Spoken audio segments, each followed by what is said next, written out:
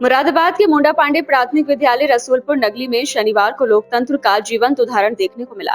विद्यालय में बाल संसद का गठन पूरी तरह लोकतांत्रिक प्रक्रिया से कराया गया।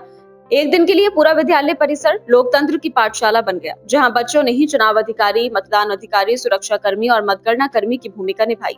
चुनाव की प्रक्रिया सुबह नामांकन से शुरू हुई। प्रधानमंत्री पद के लिए 14 छात्र छात्राओं ने दावेदारी की। इसके बाद मतपत्रों के माध्यम से गुप्त मतदान कराया गया। मतदान के बाद बच्चों ने ही मतगणना कर परिणाम घोषित किए। शांतिपूर्ण चुनाव में सचिन सर्वाधिक मत प्राप्त कर प्रधानमंत्री चुने गए, जबकि नोहिता को उप प्रधानमंत्री की जिम्मेदारी मिली।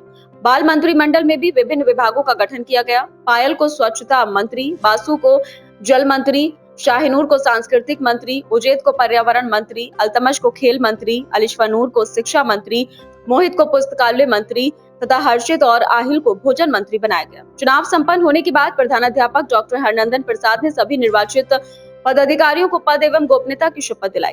उन्होंने कहा कि बाल संसद केवल एक औपचारिकता नहीं है, बल्कि ये बच्चों को लोकतंत्र, नेतृत्व, अनुशासन, पारदर्शिता और जनसेवा का व्यावहारिक प्रशिक्षण देने का सशक्त माध्यम है।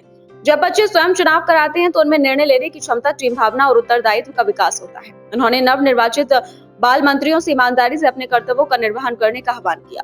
इस अवसर पर शिक्षक जोगेंद्र सिंह, विकास कुमार, मुकेश सिंह, रामचंद्र, प्रमोद कुमार ने चुनाव प्रक्रिया में सहयोग किया। वहीं शिवानी, किरण, राधिका, आरुष, राहुल सहित अन्य बच्चों ने मतदान और व्यवस्था में महत्वपूर्ण भूमिका निभाई। विद्यालय की इस पहल की अभिभावकों और क्षेत्रीय लोगों ने सराहना की।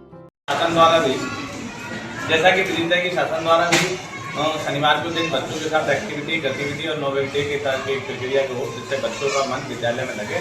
इसी और एक हमारी पहल, क्योंकि विद्यालय में बाल संसद का गठन होता है, आज विद्यालय द्वारा बाल संसद का गठन की प्रक्रिया को किया।